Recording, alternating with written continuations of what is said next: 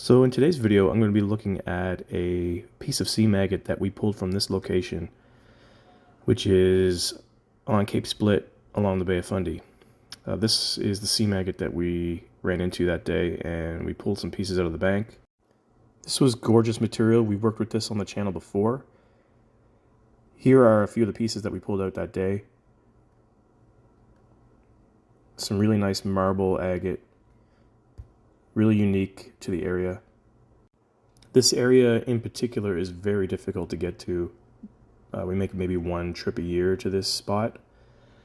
So finding this new seam agate was really exciting, and took a lot of it home that day. Backpack was heavy. This is the piece here that we're going to be working with today in the lapidary shop, and I wanted to slice this up and take a look to see, because it looked a little bit different than the rest of the stuff we were finding. Here's the bigger piece of the seam that keeps running down the beach. It changes quite drastically as you move towards the beach from the bank. As you can see, it gets really thin, and then you get into some agate banding. Really cool stuff.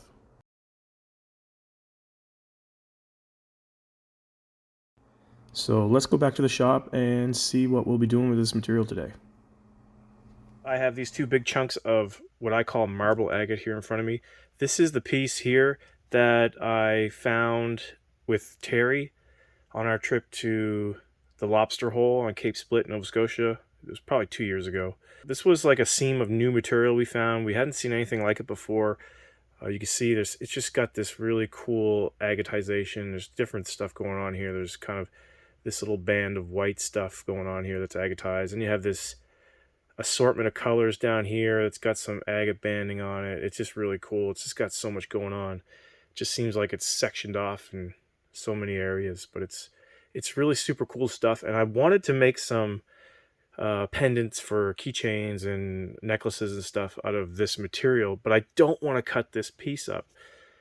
This is like a shelf piece I want to keep. So I had this other piece that I found from the exact same seam, just probably down a couple feet from this one. And I just don't know if it's going to look like this, because it just doesn't, from, you know, the dry, look at this, is it dry here, and it just doesn't look quite the same. So I think I need to solve this mystery and see what I got here. I'm going to cut it. I'm going to cut this face off it here on the 10-inch high-tech diamond slab saw. And I'm going to see if it looks anything like this, because then I'll use this piece to make the jewelry out of, and then I can keep this as my top shelf piece. So that's what my goal is today. Hopefully this works out for me. Let's take this over to the 10-inch high-tech diamond slab saw, and we'll cut a slab off it and take a look. Hopefully it looks just like this. Let's go over and take a look.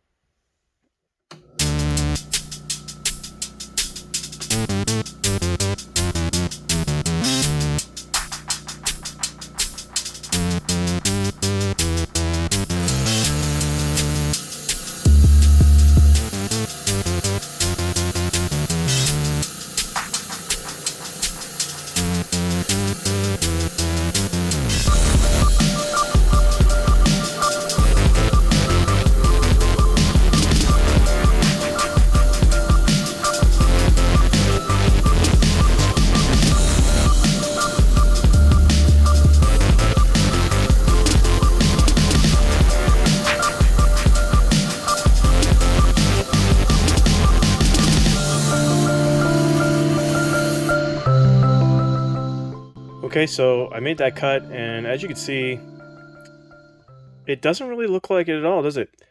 This part right here does. It seems like the seam got real thin. It's like this seam matches this tiny seam here, and then there's a separate seam here. It goes into completely different stuff. It's kind of interesting, actually. But this new stuff here, I mean, you can see some purples, pinks. It's got swirly bits. I mean, it's kind of cool in itself. Definitely can make some cabs out of that, especially around that purple stuff. I mean, that's pretty cool. But yeah, that's interesting. So that this, like I said, this seam was found just down from that seam. So you know, it's amazing how quickly it changes in a few feet. So yeah, I'm gonna cut another slab. Actually, here's the other side. So here's the other side. The top fell off of it. This top fell off, so that's part of that. This is part of that seam there. But this side I'm going to use for some cabs. I'm gonna trace out some cabs here, and then go see what I can do with it. I really like the that purple. Let's see if I can get something there. And this little looks like this little hue of purple mixing in with some pink swirly stuff here. It's really cool stuff. So we're gonna do that today too. We're gonna trim this up, trace out some pendant outlines, and then maybe take them to the Cab King, see what we can do.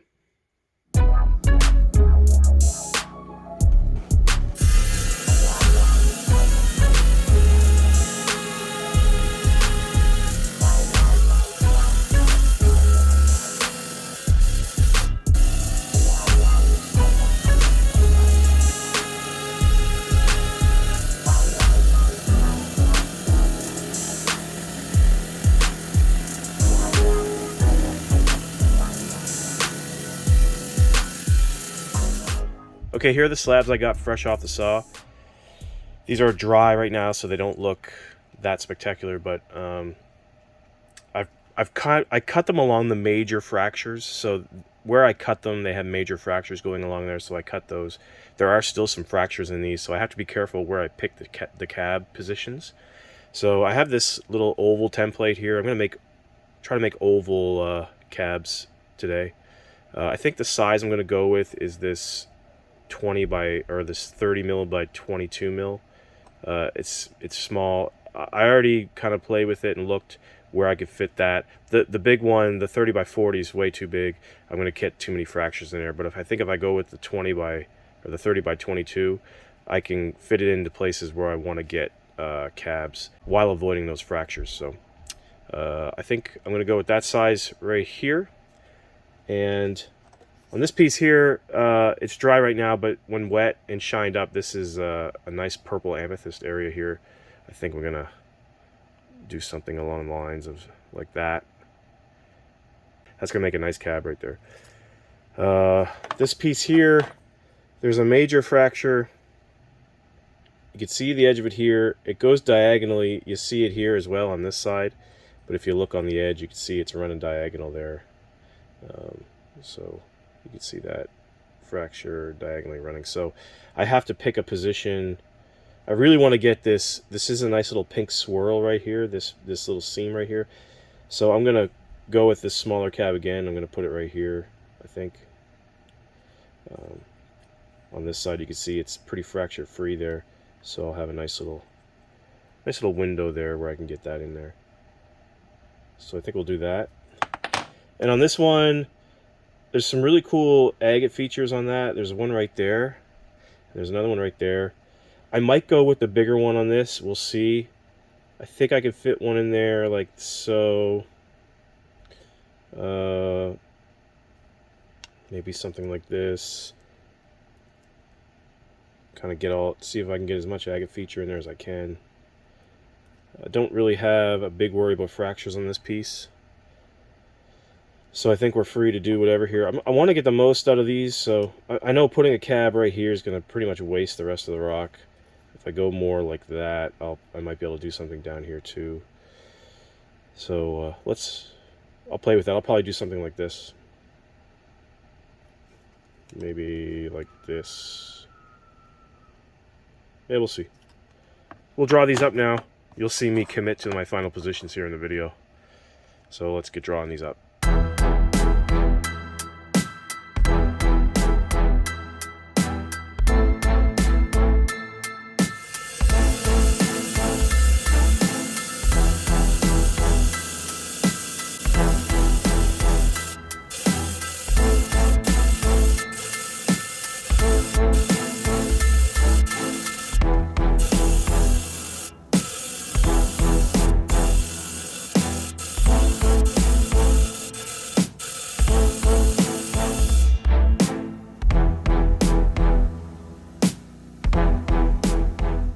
Okay, so we have all of our cabs cut out of the slabs.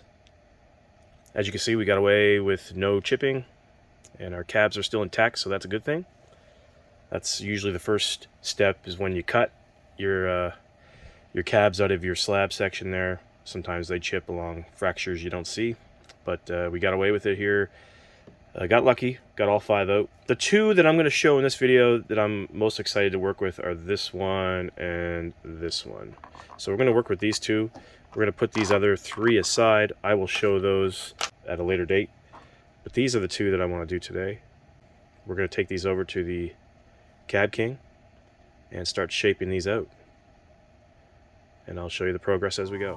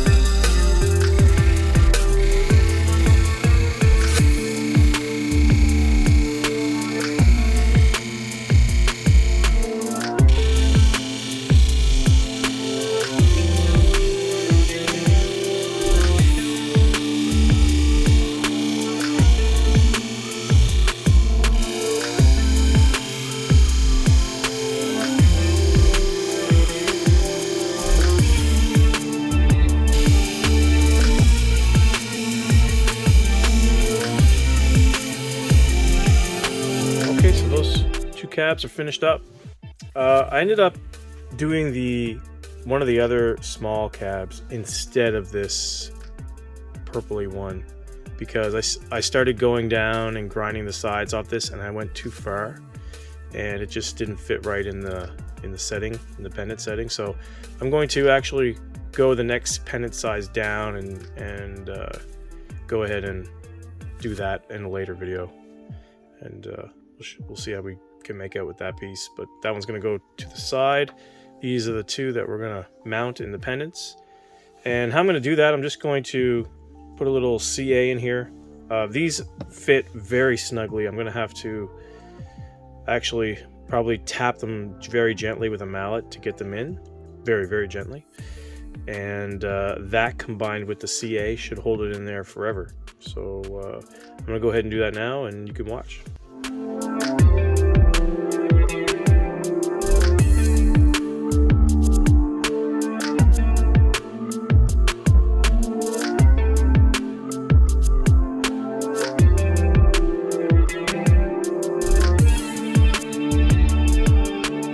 Here's the smaller pendant finished. You can see it's got the Kellison on the right hand side. It's a little bit purple. It's kind of a sagonite type material, and then you have this cloudy white and pink plume over here. A little bit of a chip there on the edge. Didn't turn out really great, so that one was a tiny bit disappointing. The bigger one turned out a lot nicer. It's flush with the bezel, and yeah, no chips or anything, and it turned out pretty nice. Mirror shine. Happy with that one. So that's the material.